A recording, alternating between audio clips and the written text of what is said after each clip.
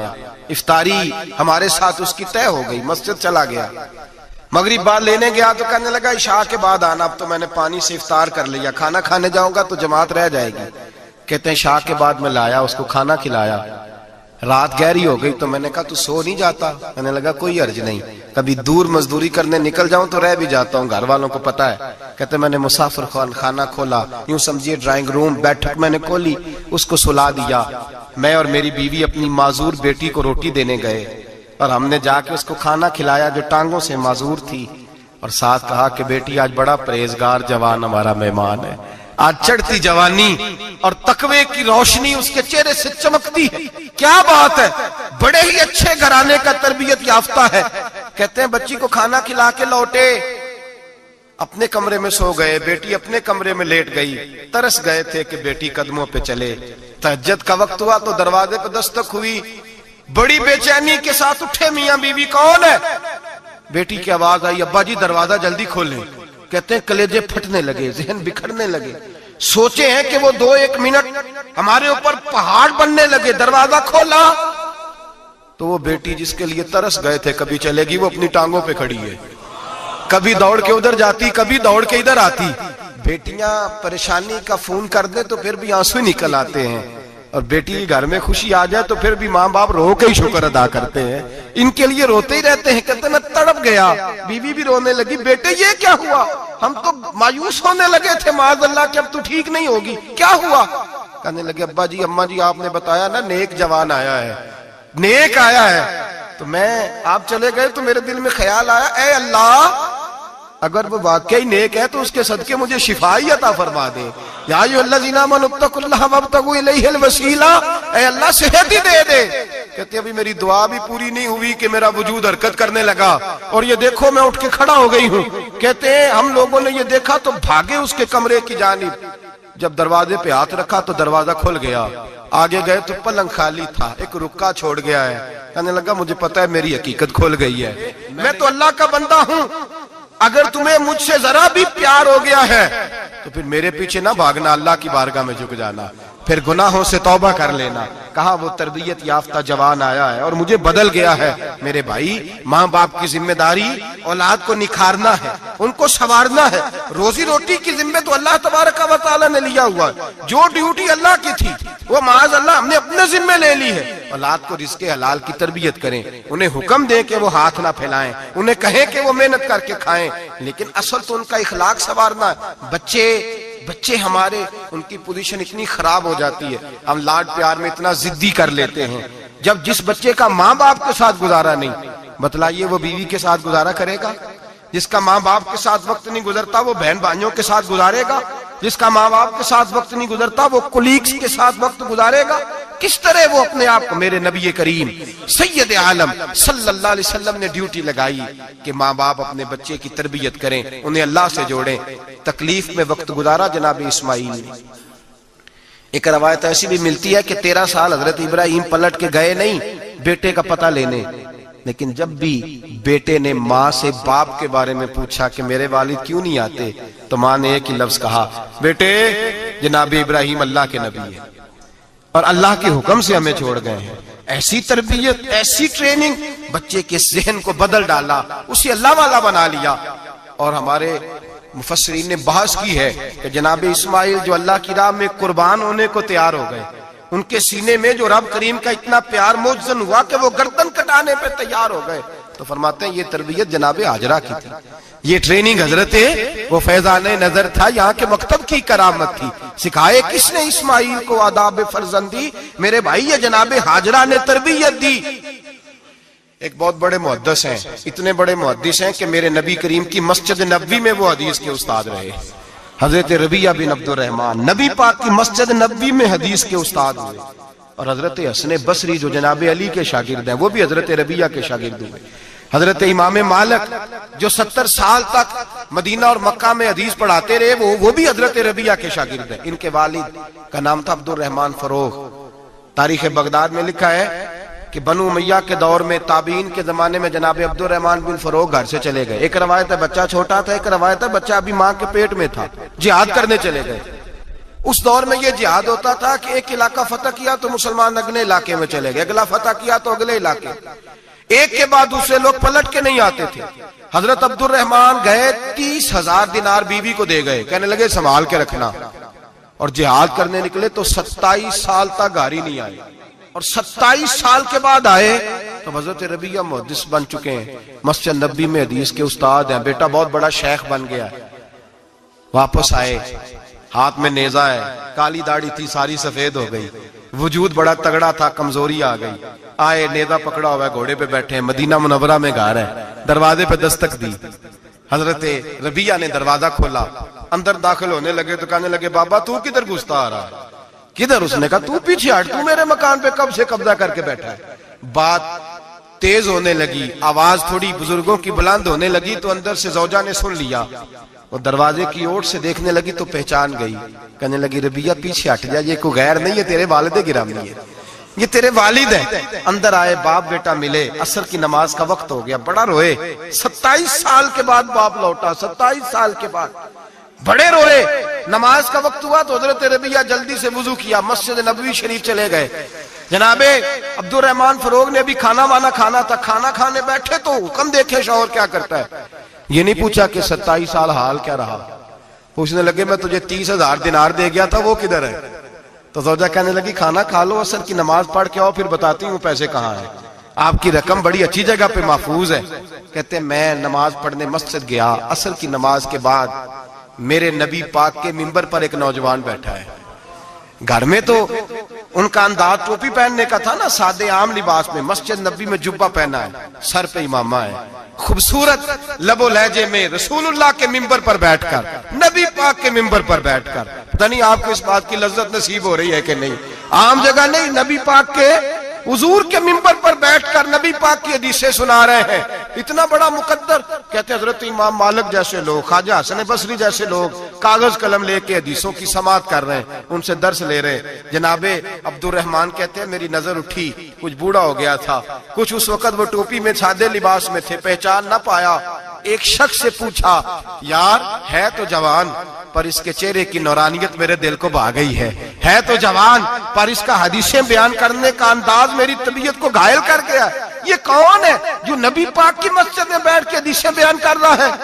تو کہتے ہیں امام مالک کہنے لگے بابا جی چپ کر جاؤ، ہمارے استاد کے بارے میں اونچے لب و لہجے میں بات نہ کرنا، دیکھتے نہیں کتنے کتنے لوگ بیٹھے ہوئے خاموشی سے۔ تو میں نے کہا مجھے بھی تو بتا دو نا ہے کون؟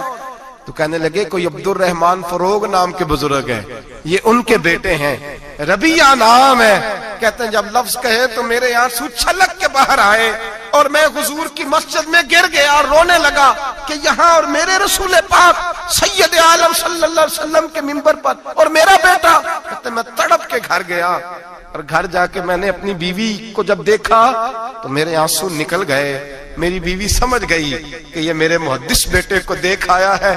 کہتے ہیں بیوی رو کے کہنے لگی میں نے آپ کے 30,000 دینار آپ کے بیٹے کو مصطفیٰ کریم کی حدیث کا استاد بنانے میں خرچ کر دیے، میں نے وہ 30,000 دینار خرچ کر دیے، 30,000 دینار آپ کا بیٹا میں نے۔ تو کہتے ہیں میں اپنی بیوی کی طرف دیکھنے لگا، میں نے کہا قربان جاؤں، میں اگر اللہ کے دین کے رستے میں تھا تو نے میرے ساتھ نیکی کی ہے، میرا بیٹا بھی دین کے رستے پہ لگا دیا۔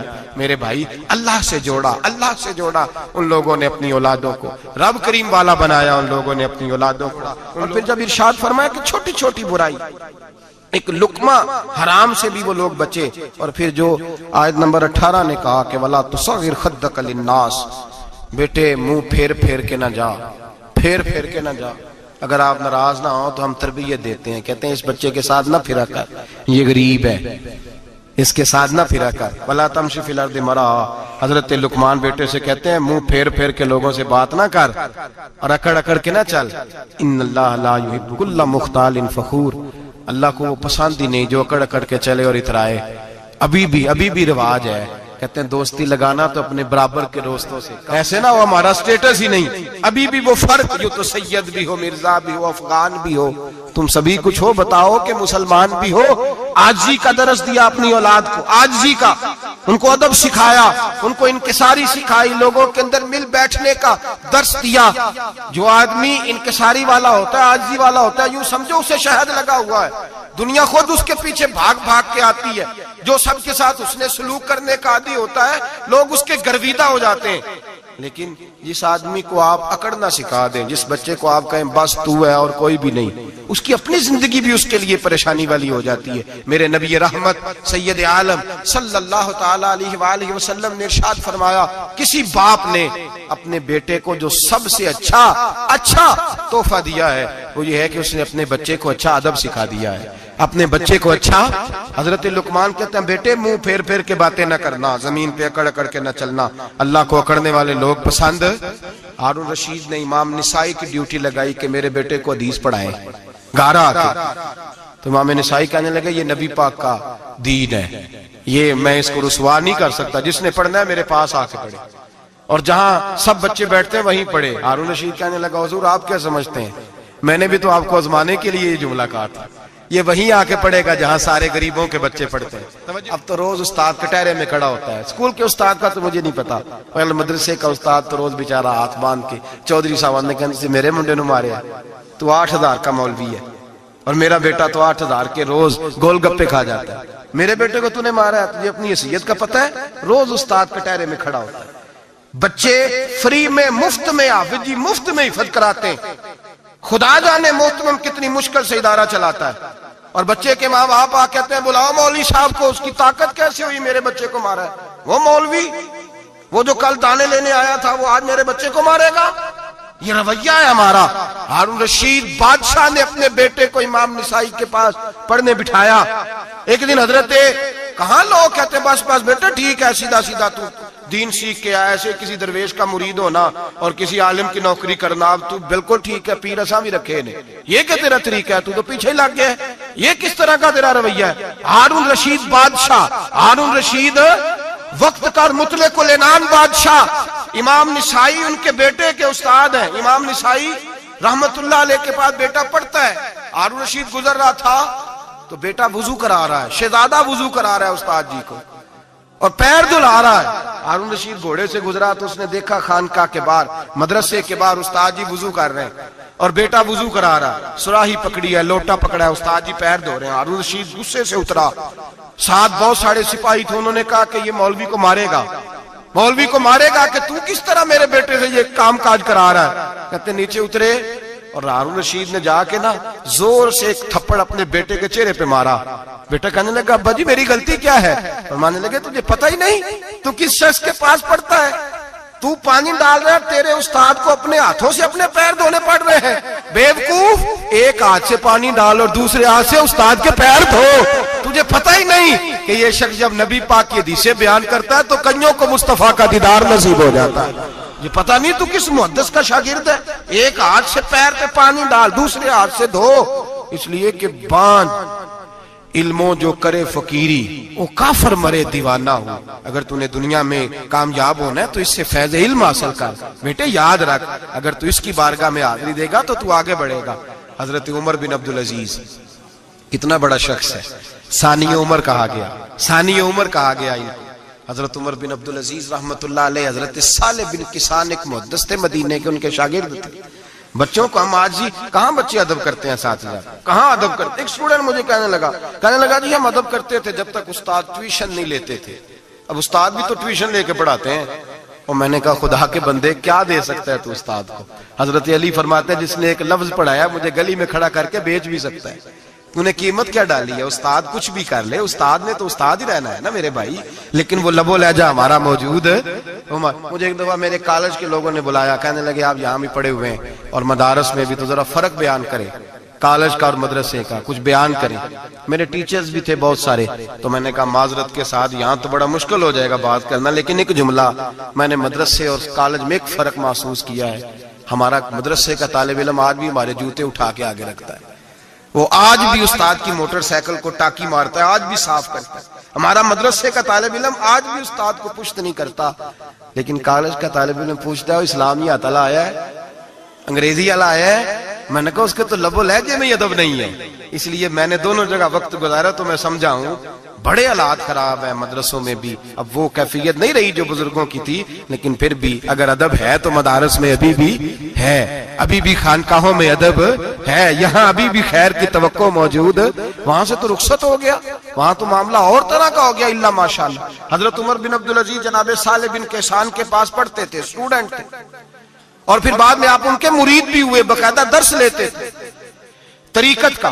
حضرت جناب صالح بن کیسان کے پاس تعلیم تھی. ان کے والد جناب عبدالعزیز اس وقت مصر میں بہت بڑے تاجر تھے، جناب عمر بن عبدالعزیز کے والد.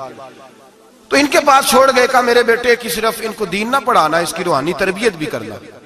ایک دن استاد جی نے عصر کی نماز کا سلام پھیرا تو حضرت عمر بن عبدالعزیز کھڑے ہو گئے، ایک رکعت ان کی رہتی تھی پیچھے.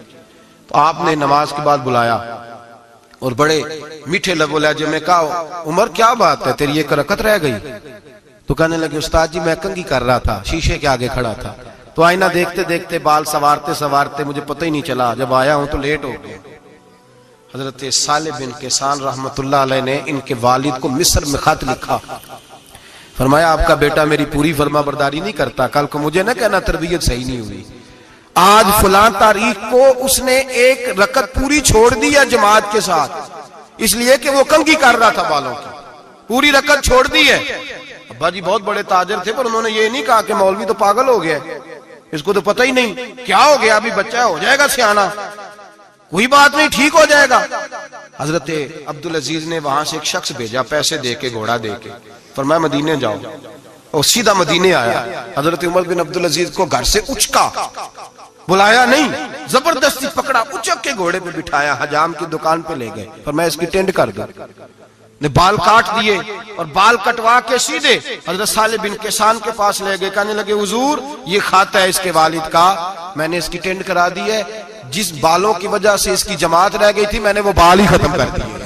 تو اس کے والد کہتے ہیں آپ ذرا ذرا سے بھی بات، ایک ذرہ برابر بھی بچے کے اندر ہم کوتاہی برداشت، ہم اسے سنوارنا چاہتے ہیں، معاشرے کو دینا چاہتے ہیں، ہم ایک خوبصورت انسان بنانا چاہتے ہیں. تو حضرت لقمان کہنے لگے بیٹے تو چہرہ رخسار بدل بدل کے لوگوں سے بات نہ کر، اکڑ کے نہ چل، اس لیے کہ اللہ کو اکڑنے والے پسند.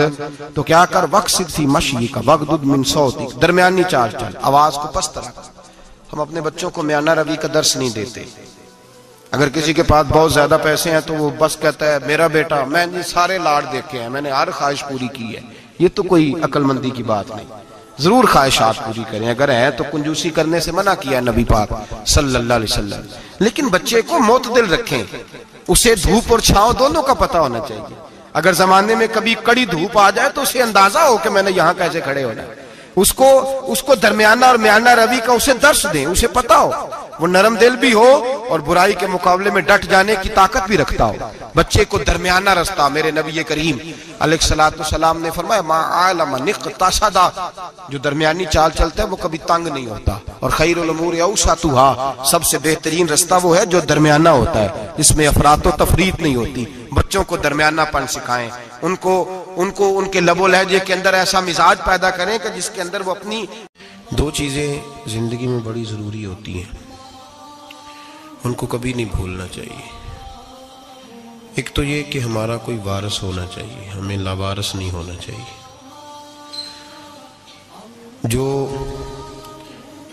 جس جانور کے گلے میں کسی کا پٹا نہیں ہوتا اسے جس وقت جس کا دل چاہتا ہے مار دیتا ہے، اور جس کے گلے میں کسی کا پھٹا ہوتا ہے بچا رہتا ہے. تجھ سے در در سے سگ سگ سے ہے مجھ کو نسبت، میری گردن میں بھی ہے دور کا پٹکا تیرا. ایک تو وارث والا بندے کو لوارث نہیں ہونا چاہیے، اور دوسرا اسے یہ بھی احساس ہونا چاہیے کہ میرے وارثوں کی میری طرف توجہ کتنی زیادہ ہے، میری طرف توجہ کتنی زیادہ ہے. اللہ بڑا مہربان ہے، بڑا کریم ہے، بڑا رحیم ہے، لیکن وہ کہتا ہے میری توجہ تو کرانا اپنی جانب، تو آ تو صحیح نا مسجد میں، میری توجہ کرانا.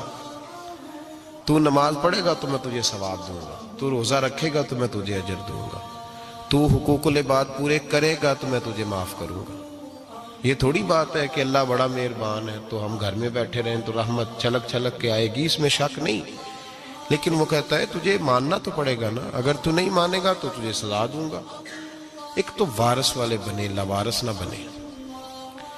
اور دوسرا یہ خیال کریں کہ اگر میرا کوئی وارث ہے، میرے اگر کوئی آقا ہیں، تو میں نے کس حد تک ان کی توجہ اپنی جانب کرائی ہے۔ اعلیٰ حضرت فرماتے ہیں کیسے آقاؤں کا بندہ ہو رضا، بول بالے میری سرکاروں کے۔ نسبت بندے کو بچا دیتی ہے۔ جب کسی کا کوئی وارث ہوتا ہے تو لوگ کہتے ہیں ستّی خیرہ، میں کہتا ہوں اسے ساری خیر ہی ہوتی ہے، 7-8 نہیں، ساری خیر ہی ہوتی ہے۔ مجھے دشمنوں نہ چھیڑو، میرا ہے کوئی جہاں میں۔ جب کوئی وارث ہوتا ہے نا تو پھر انسان بچا رہتا ہے۔ بہت ساری چیزیں تو ویسے ہی وارثوں کے کھاتے میں چلی جاتی ہیں، ادھر آتی نہیں۔ بہت ساری چیزیں تو ویسے وارثوں کے کھاتے میں چلی جاتی ہیں۔ وارثوں کے کھاتے میں حضرت بابا بلے شاہ صاحب فرمایا کرتے تھے، بلے شاہ دیو جانے مینوں اپنی توڑ نبھا لیندے۔ یاد رکھیں لاوارث اور بے وارث نہ بنے۔ جو بچہ باپ کے گھر کے اندر رہتا ہے، چھتری کے نیچے رہتا ہے، جو کہتا ہے میں ابا جی کے ساتھ ہوں، میں ادھر بیٹھا ہوں آپ کے ساتھ ہوں، باپ بھی خیال کرتا ہے، وہ کہتا ہے ٹھیک ہے میرا بیٹا ہے، اس کی ضرورتوں کا خیال کرتا ہے۔ جو بیٹا اپنے 4 برتن لے کے علیحدہ ہو جائے، ابا جی پتہ اسے کیا کہتے کماتے کھا موج کر، اب کماؤ اور کھاؤ، بات ختم ہو گئی۔ جب تک تو میری چھتری کے نیچے تھا، میری ذمہ داری میں تھا، اب موج کرو۔ اور بعض باپ ایسے بھی ہوتے ہیں جو کہتے ہیں بھئی وہ علیحدہ ہے، میرا اس کے سیاہ سفید سے کوئی تعلق، علیحدہ نہ ہو جائے، کبھی بھی علیحدہ نہ ہو جائے۔ جڑی بکری اجڑوں بچھڑی وہ بگیاڑا جوگی، علیحدہ نہ ہو جائے، اندر رہیں، چھتری کے نیچے رہیں، ادھر ادھر دائیں بائیں نہ بھاگیں۔ قرآن مجید فرقان حمید کی سورہ انفال کی آیت نمبر 33، کفار مکہ نبی پاک صلی اللہ تعالی علیہ وسلم سے کہتے تھے کہ اگر ٹھیک ہے ہم نہیں مانتے معاذ اللہ، تو آپ اللہ سے کہیں ہم پہ پتھر نازل کریں، آپ کہیں اللہ سے عذاب نازل کریں، کہیں اللہ سے۔ نبی پاک صلی اللہ علیہ وسلم نے نہیں کہا، یہ حضور کی رحمت تھی۔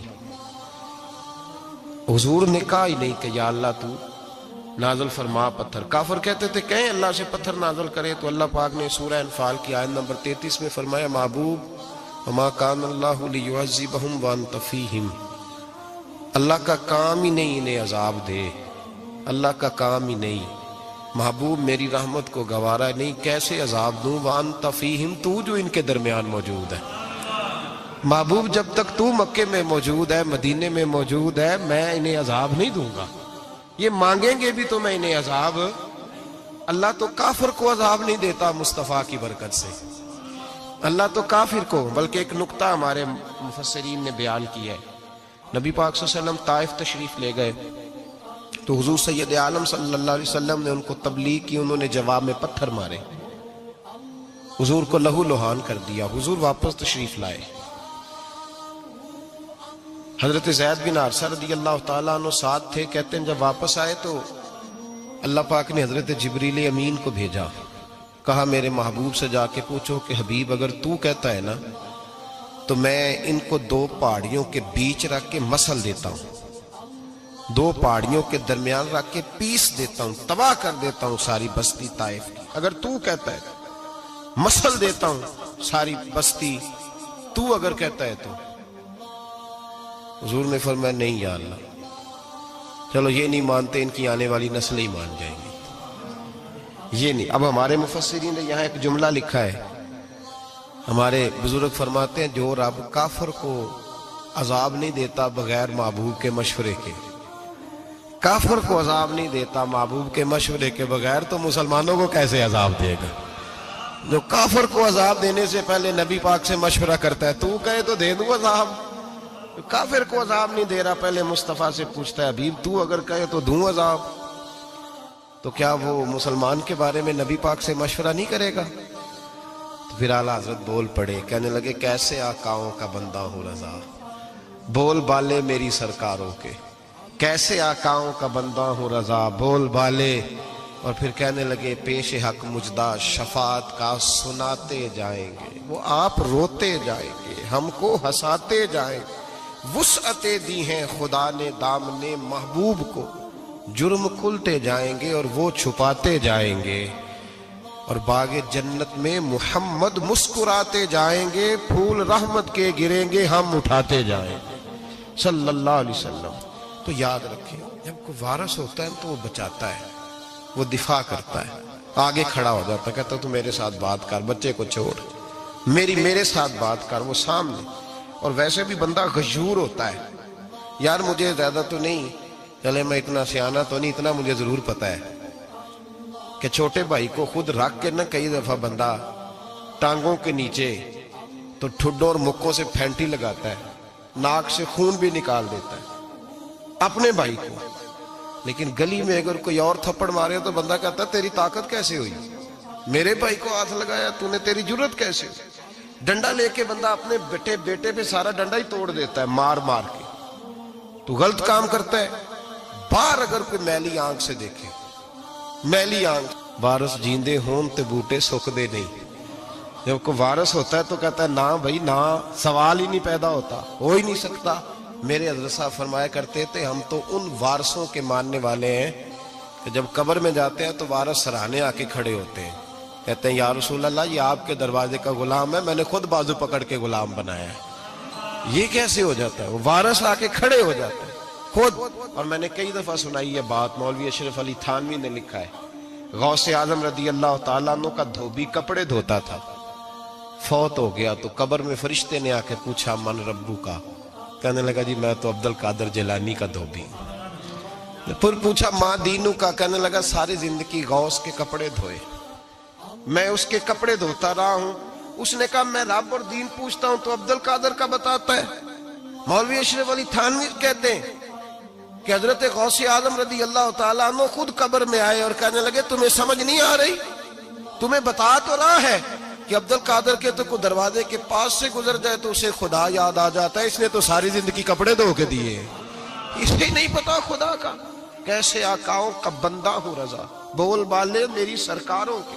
کوئی وارث ہوتا ہے جب کوئی تیرا وارث ہوتا ہے، پھر تو بہت ساری ذمہ داریاں ویسے وارث کی ہوتی ہیں۔ جب کوئی تیرا وارث ہوتا ہے، لاوارث بن کے زندگی نہ گزارے۔ ہم نے کسی کو وارث بنایا ہی نہیں، بیعت بھی رسمی، عقیدت بھی رسمی، ارادت بھی رسمی، رسم ہی رسم، نام لکھوانے کے لیے بس کہہ دیا فلاں جگہ ہے۔ او بھائی جب کوئی وارث ہوتا ہے تو پھر حالات بدلے ہوئے ہوتے ہیں، پھر مزاج بدلے ہوئے ہوتے ہیں۔ حضرت مرزا مظہر جانا فرماتے ہیں کہ بارش ہوئی تھی تازی دلی میں تازی بارش ہوئی، ایک بابا لکڑی کے جوتے پہنے کھڑا ہوں، اللہ اللہ اللہ اسی کسے دے کچھ بھی نہیں لگ دے نہ کوئی ساڈا دردی۔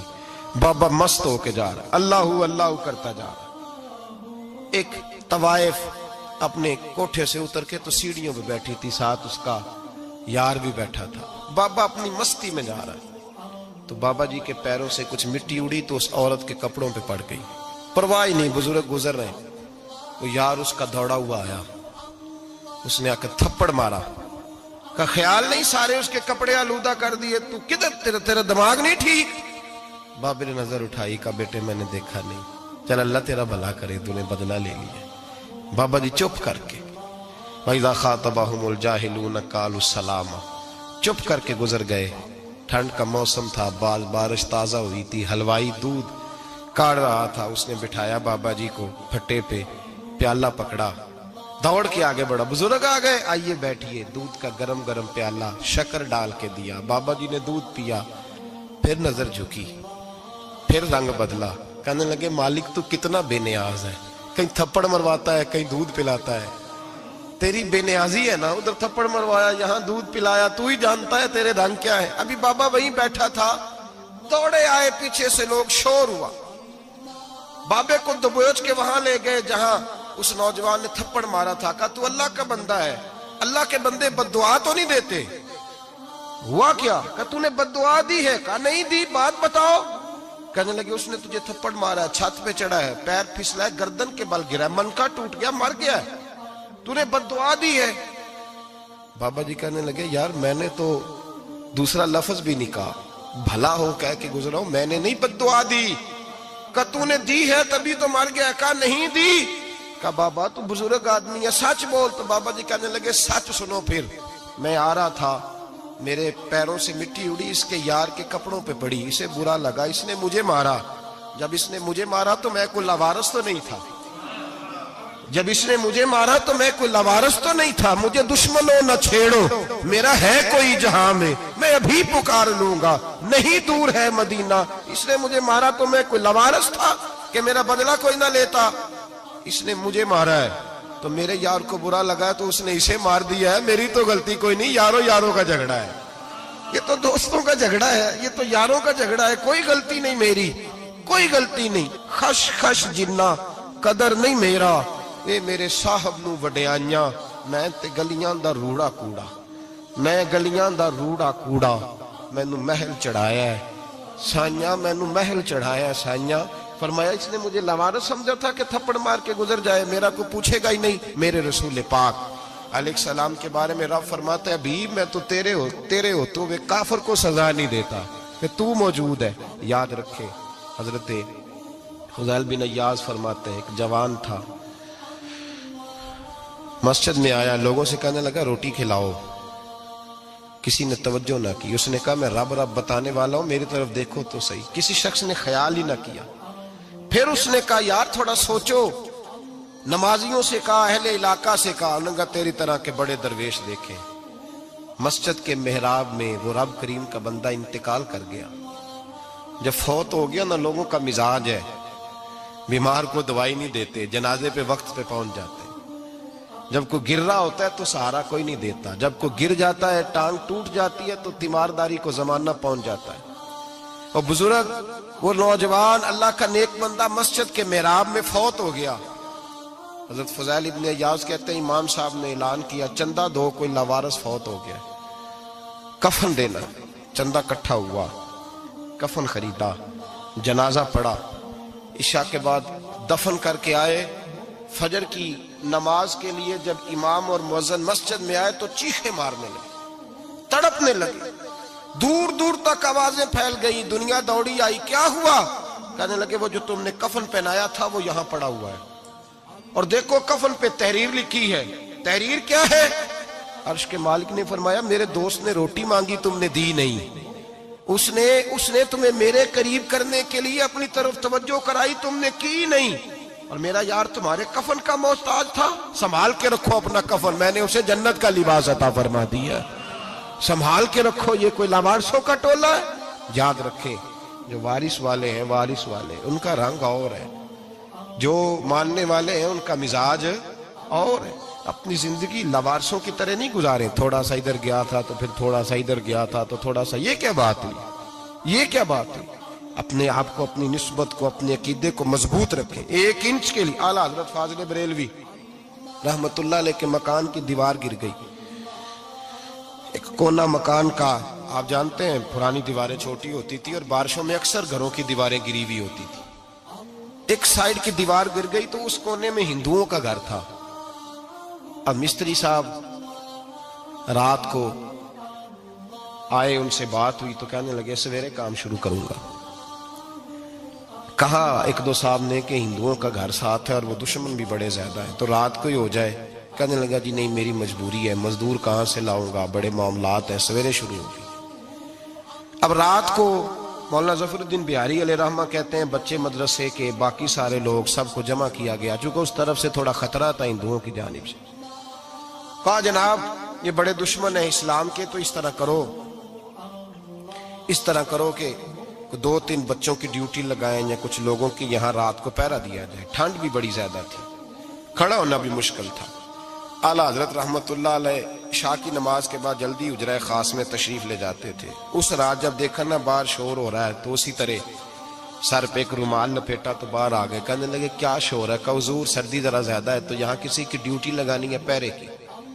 2 منٹ خاموش رہے، پھر فرمانے لگے کوئی ضرورت نہیں، جاؤ سو جاؤ سارے جا کے، کوئی ضرورت نہیں، جاؤ اپنے اپنے گھروں کو، کوئی حاجت نہیں، پہنچ جاؤ۔ کہا حضور مہربانی کرے، وہ طے ہونے لگا تھا۔ فرمایا میری وجہ سے کیوں کوئی ساری رات بیدار رہے، جاؤ تمہیں کہا نا آرام کرو۔ لوگ سو گئے۔ صبح فجر کی نماز پڑھ کے اعلیٰ حضرت رحمت اللہ تعالی علیہ جب سیڑھیاں اتر رہے تھے رضا مسجد کی، تو وہ جس ہندو کی جانب سے زیادہ خطرہ تھا وہ سیڑھیوں پہ بیٹھا تھا، مسجد کی سیڑھیوں پہ۔ سب لوگوں کی توجہ ہو گئی، کہنے لگا مولانا میں کلمہ پڑھنے آیا ہوں، مجھے کلمہ پڑھا کے مسلمان کر دو۔ میں کلمہ پڑھنے آیا ہوں، مسلمان کریں۔ لوگوں کی توجہ، اعلیٰ فرمانے لگے نہیں ابھی تو انتظار کر، تھوڑی دیر کے اچھی طرح سوچ لے، جذباتی فیصلہ نہ کر کہ تو آ رہا ہے۔ یہ کہہ کے جب 2 سیڑھیاں نیچے اترے اس کے پاس سے تو اس نے پیر تھام لیے، کہنے لگا اب ایسے تو نہ کرو، رونے لگا۔ اعلیٰ حضرت رحمت اللہ علیہ نے کلمہ پڑھایا، کچھ باتوں کی نصیحت فرمائی، تشریف لے گئے۔ گھیرنے والے گھیر کے بیٹھ گئے، کہنے لگے ہمیں بھی بتا بدلہ کیسے ہے۔ کہنے لگا دیوار گر گئی، آدھی رات کے وقت، آدھی رات تک انتظار کرتا رہا، پہرے دار کوئی نہیں، تو 2 تلواریں لے کر جب میں ان کے مکان کی جانب بڑھا، میں نے کہا آج گردن کاٹوں گا اور کاٹ کر کے نکلوں گا۔ کہتا ہے جب میں قریب آیا تو 2 شیر کھڑے تھے، اوپر سے پلٹ کے آیا تو پھر کھڑے تھے، ادھر سے پلٹ کے آیا تو پھر کھڑے تھے۔ فرماتے ہیں میں 2 گھنٹے کے بعد آیا تو پھر پلٹ کے کھڑے تھے، میں پھر 1 گھنٹے کے بعد آیا، سحری کا وقت ہو گیا تو پھر پلٹ کے کھڑے تھے، اب میں ڈر کے بھاگا۔ کہتے ہیں فاضل بریلوی نے اپنی کھڑکی سے منہ باہر نکالا، کہنے لگے اور کتنا تجربہ کرے گا، مجھے تو لاوارث سمجھتا ہے، لاوارث ہوں میں، اور کتنا تجربہ کرے گا، بس کر مان جا۔ میں نے کہا حضور یہ کون ہے، مجھے بتائیے تو صحیح یہ کون ہے۔ تو کہنے لگے میں نے ساری زندگی رسول اللہ کی عظمت کا دفاع کیا ہے، ساری زندگی غوث اعظم کے نعرے لگائے ہیں، ابھی تو یہ مدد صرف غوث پاک جیلانی کی بھیجی ہوئی ہے، ابھی تو غوث اعظم کی بھیجی ہوئی مدد ہے، مولا علی ابھی پیچھے ہیں، 2 جہاں کے محبوب ابھی اس سے پیچھے ہیں، وہ تو ابھی پیچھے ہیں، پیچھے کھڑے ہیں کہ ضرورت پڑی تو ہم بھی تیار بیٹھے ہیں۔ او بھائی آج رواج ہو گیا، رواج، میں نے 2-4 دن پہلے بھی کہا تھا، لوگ کہتے ہیں نہیں کوئی نہیں ضرورت، سامنے سارا کچھ نظر آ رہا ہے۔ او خدا کے بندو یاد رکھو، نسبت ہے بڑی چیز، جانے تگو دو میں، اگر کسی کو نسبت میسر آ گئی نا، نسبت، خالی دامن ہی مل گیا، تیرے ہاتھ میں کچھ ہے تو ہونی چاہیے نا، خالی دامن ہی تجھے کسی کا میسر آ گیا تو بچ گیا۔ اپنی نسبتوں کی حفاظت کریں، ان کو مضبوط کریں، ان پر محنت کریں، ان پر توجہ رکھیں۔ یہ نسبت جو ہوتی ہے نا، نسبت، یہ دیکھیں نا، ایک گتا ہے عام کتاب کو لگا ہوا ہے تو جہاں مرضی رکھ دو، اس کی کوئی قدر نہیں، لیکن جو گتا قرآن مجید کو لگ گیا ہے اس کو بغیر وضو چھونا جائز ہے۔ ایک پٹھے پہ اینٹ بنی ہے، جو باتھ روم میں لگ گئی وہاں بغیر جوتے کے جایا نہیں جا سکتا، اور جو مسجد میں لگ گئی وہاں جوتے پہن کے جایا نہیں جا سکتا۔ یہ نسبت ہے بڑی چیز، اگر میسر آئے نصیب ہو، اپنی نسبت کو مضبوط کر کے رکھا کریں، اس کی جولانی کا مظاہرہ کیا کریں، اس نسبت میں روز توانائی آنی چاہیے۔ میں آپ کو بڑی ذمہ داری کے ساتھ ایک بات بتاتا ہوں تجربے کی، ہمیں جتنا کسی نے آ کے کہا ہے نا نسبت کے خلاف، ہماری نسبت اس سے زیادہ مضبوط ہوئی۔ ہمیں جتنا کسی نے آ کے کہا ہے نا جی آپ کو کیا ملا، آپ کو کیا ملا، تو ہم نے اتنا کہا یار جیسے جیسے تو کہتا جاتا ہے ہماری تو نسبت میں اضافہ ہوتا جاتا ہے، ہمارا تو مزاج بدلتا جاتا ہے، روز ایک نیا پردہ کھلتا ہے، روز ایک نیا رنگ واضح ہوتا ہے، روز ایک نئی توانائی۔ ابھی تھوڑے دن کی بات ہے، ایک مولانا شرف الدین صاحب ہے، مفتی صاحب، میرے حضرت صاحب کے مرید ہوئے، مفتی تھے، عالم آدمی تھے، سرکار تاج الشریعہ، ہمارے شیخ سے بیعت کی۔ اب ہمارے حضرت صاحب کا اس وقت حال وہی ہے، وَرَأَيْتَ النَّاسَ يَدْخُلُونَ فِي دِينِ اللَّهِ أَفْوَاجًا، اب فوجوں کی فوجیں لوگ آتے ہیں۔ ہم نے دیکھا ہے صرف خالی مرید ہونے والے بار سینکڑوں کی تعداد میں ہزاروں لوگ بیٹھے ہیں کہ صرف بیعت اتنا کہہ دیں ہم نے قبول کیا۔ اس عالم میں، اور جہاں حضرت صاحب کا اعلان ہو جائے کہ تشریف لا رہے ہیں، وہاں لاکھوں کا مجمع جمع ہو جاتا ہے، اور ایک جھلک دیکھنے کو لوگ ترستے رہتے ہیں۔ یہ کیفیت ہم نے دیکھی، وہ دور گزر گیا، کبھی ایسا بھی ہوتا تھا، ایک میں ہوتا تھا، ایک تو ہوتا تھا، اور تیسری تنہائی ہوتی تھی۔ وہ دور بیت جاتا ہے، وہ لمحے کسی کسی کو نصیب آتے ہیں۔ حضرت کا وہ مولانا شرف الدین صاحب کہتے ہیں مرید ہوا، تو مرید ہوا مجمع میں، رسی حضرت پھینکتے ہیں یا چادر پھینکتے ہیں تو پکڑ کے مرید ہوا، تو ساتھ ساتھ اور چادریں باندھی تھی، لوگوں نے پکڑی ہوئی تھی۔ ایک مولانا، میں جب بیعت ہو کے آیا ان کو بتایا تو مجھے کہنے لگے یار تو ایسی جگہ مرید ہو گیا جو تیری بات بھی نہ سن سکے، جن کو تو دکھڑا بھی نہ سنا سکے، جو مصروف ہی بڑے رہتے ہیں، کہاں مرید ہو گیا تو؟ ایسے پیر کا بیعت ہوتا جہاں تو جاتا، وہ تیرے پاس آتے، گفتگو ہوتی، بات چیت ہوتی۔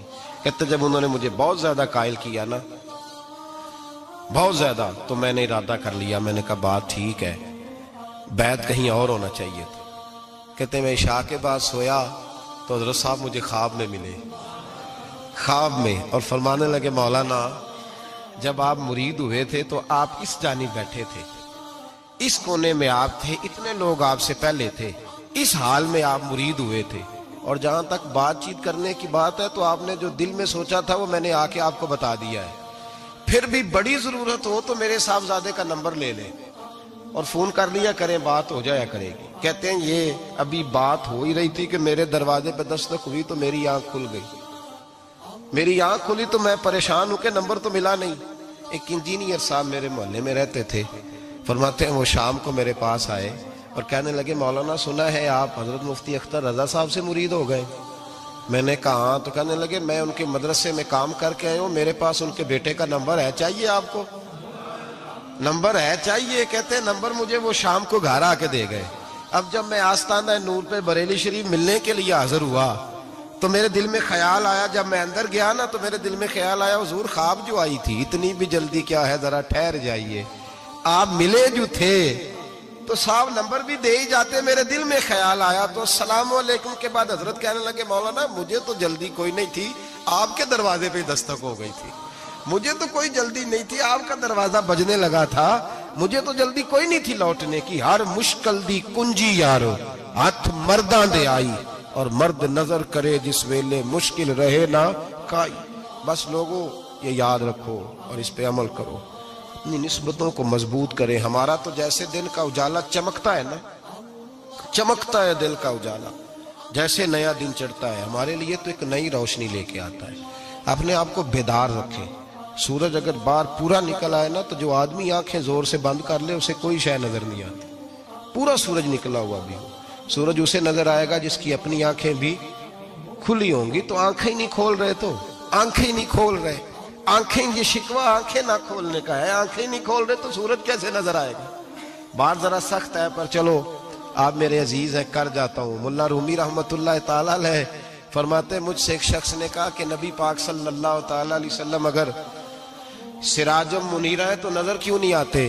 تو میں نے کہا الو اگر آنکھیں بند کر لے تو اسے کوئی شے نظر نہیں آتی، آنکھیں بند کر لے تو اسے کوئی شے نظر، تو آنکھیں تو کھولنا، آنکھیں کھول۔ یہاں میں اپنے کمرے میں یوں پردہ آگے کر کے لائٹ بند کر کے باہر شور مچاؤں، سورج کوئی نہیں، سورج کوئی نہیں، تو مجھے کوئی بندہ کہے گا پاگل اس طرح کر، باہر نکل، ادھر آ تجھے دکھاؤں سورج ہے کہ نہیں، تیری تو اپنی آنکھیں بند ہے۔ اقبال کہتے ہیں دل بینا بھی کر خدا سے طلب، آنکھ کا نور دل کا نور نہیں، اندر کی آنکھیں کھول، اندر اتنا اندھیرا ہے تو باہر کیسے نظر آئے گا؟ تو لوگ آنکھ ہی نہیں کھولتے، دائیں بائیں دیکھتے رہتے ہیں۔ نسبت کو مضبوط کریں۔ رب تو فرماتا ہے حبیب تو موجود ہے تو میں کافر کو بھی عذاب نہیں دیتا۔ اب یہاں خالص نسبت کا بیان ہے، خالص، یہ نہیں فرمایا کہ حبیب ان کے عمل اچھے ہیں تو میں عذاب نہیں دیتا، یہ نہیں فرمایا کہ حبیب یہاں خانہ کعبہ ہے تو میں عذاب نہیں دیتا، نسبت کی بات فرمائی، نسبت کی۔ یہ نہیں فرمایا کہ حبیب یہاں روز طواف ہوتا ہے تو عذاب نہیں دیتا، یہاں تلاوت ہوتی ہے تو فرمایا حبیب تو ہے، تو ہے، اس لیے میں انہیں عذاب۔ مدینے میں کبھی زلزلہ نہیں آیا، پتہ ہے آپ کو؟ اس لیے نہیں آیا کہ وہاں میرے مصطفیٰ کا گنبد خضرا ہے۔ کوئی فصل وہ بیجتے نہیں، کوئی فصل بوتے نہیں، وہ کوئی فصل بھی، لیکن دنیا کی ہر شے آپ کو مدینے میں ملتی ہے۔ جو سب سے اچھا پھل کھانا چاہے اسے مدینے میں جا کے ملتا ہے، اس لیے کہ وہاں گنبد خضرا کی ہریالی موجود ہے۔ دنیا کی ہر نعمت ملتی ہے اس لیے کہ گنبد خضرا جو موجود ہے۔ تو بھائی یہ نسبتوں کی بہار ہے، نسبتوں کی۔ پرانی امتوں میں جب کوئی گناہ کرتا تھا تو دروازے پہ لکھا ہوتا تھا سویرے، میرے حبیب نے دعا فرمائی مولا یہ میرے ہیں انہیں رسوا نہ کرنا، اے اللہ میرے ہیں انہیں رسوا نہ کرنا۔ تو میرے بھائی سن لو اور یاد رکھ لو، لاکھوں پاپ بھی لوگ کر کے آئیں، سویرے منہ دھو کے نکل آئیں تو عرش کا مالک رسوا نہیں کرتا، بلکہ کہتا ہے تو میرے دامن میں چھپ جا، اندر جا کے جہاں گناہ کیا ہے وہاں جا کے دل سے سچی توبہ کر لے، میں قیامت میں بھی کسی کو نہیں بتاؤں گا کہ تو نے گناہ کیا۔ تو برکت کس کی ہے؟ رسول پاک کی۔ یہ برکت کس کی ہے؟ حبیب دو عالم کی صلی اللہ۔ غلامی کا رشتہ مضبوط کریں، غلامی کا، وارث والے بنے، لوارث نہ بنے، لوارثوں جیسی زندگی نہ گزارے، جہاں مرضی چلے گئے، جہاں مرضی چھٹیاں کار ہے، جتنے مرضی ٹائم بتا ہے، جو مرضی طبیعت میں آیا کرتے پھرے، پتہ ہی کوئی نہیں، حال ہی کوئی نہیں، یہ کوئی کیفیت نہیں ہے، کوئی بھی مجھے ایک صاحب کہنے لگے کہ ایک پیر بھائی پوچھ رہا تھا حضرت صاحب کا حال کیا ہے. میں نے آج کے بعد اس نے تجھ سے پوچھا تو بالکل نہ بتانا.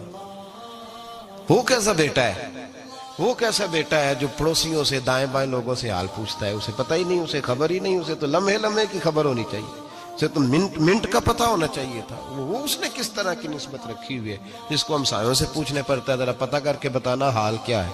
تو کدھر تھا بھائی؟ اتنی دیر ہو گئی، تو نے حال بھی کسی اور سے پتہ کرانا ہے. میں نے کہا اس کو کہنا آج کے بعد حال پوچھنا ہوا تو خط لکھے، میں بھی جواب لکھ دوں گا. بات ختم ہو گئی. جب دور دور جو رہنا ہے تو ٹھیک ہے، پھر اس طرح نہ تو خدا ہے نہ میرا عشق فرشتوں جیسا، دونوں انسان ہیں تو پھر کیوں اتنے حجابوں میں ملے. اور اس نے کہا تھا اب کہ ہم بچھڑے تو شاید کبھی خوابوں میں ملے، جیسے سوکھے ہوئے پھول کتابوں میں ملے. ایسا کام نہ کریں کہ وہ انداز ہی بدل جائے. اپنے آپ کو، اپنی نسبتوں کو مضبوط کریں. اللہ تبارک و تعالیٰ سے دعا اور التجا ہے کہ اللہ کریم ہمیں نسبتوں کی مضبوطی عطا فرمائے، اور اللہ تبارک و تعالیٰ ہمیں یہ توفیق دے کہ ہم سمجھ جائیں اس بات کو کہ اصل بات ہے کیا، اور اصل کی مضبوطی کتنی ضروری ہے، اصل تک پہنچنا کتنا ضروری ہے. اور یہ بھی یاد رکھیں، اماں جب ناراض ہوتی ہے نا، جب اماں ناراض ہوتی ہے تو کہتی ہے بس نکل جاتا، فٹافٹ نکل، دوڑ جا، کوئی تعلق نہیں. ابا بھی کہتا ہے آج آیا تو ٹانگیں توڑ دوں گا، حال ہی کوئی نہیں. اور وہی بیٹا جا کے 2 منٹ پیروں میں بیٹھتا ہے، کہتا ہے ماں تجھے پتہ ہی نہیں میں کتنی ٹینشن میں تھا. تو وہی اماں باہر نکل کے پہلے بڑھ کے مار رہی ہوتی ہے حد کر دوں گی، پھر وہی اماں کہتی ہے بڑا پریشان ہے بیچارہ. یہ کیفیت ہے. اپنے آپ کو صحیح کریں، اپنی نسبتوں کو مضبوط کریں، احکامات پہ عمل کریں، محبوب کی غلامی تگڑی کریں. یہ جو سستیاں ہیں، کوتاہیاں، ان کو دور کریں. زندگی کا لطف آتا ہی تب ہے جب آپ پورے طور پر اپنے آپ کو چاق و چوبند کرتے ہیں. اگر تھوڑا کر لیا، تھوڑا چھوڑ دیا، 1 پڑھ لی، 3 رہ گئیں، 3 پڑھ لی، 2 رہ گئیں، یہ لطف نہیں ہے، یہ ذائقہ نہیں. اپنے آپ کو مضبوط کریں اور پورا مضبوط کریں، پوری اپنے اندر جو ہے وہ جولانی نسبت کی پیدا کریں. بس یہ دعا کریں اللہ جب تک زندہ رکھے غلامی میں رکھے. صلی اللہ علی محمد.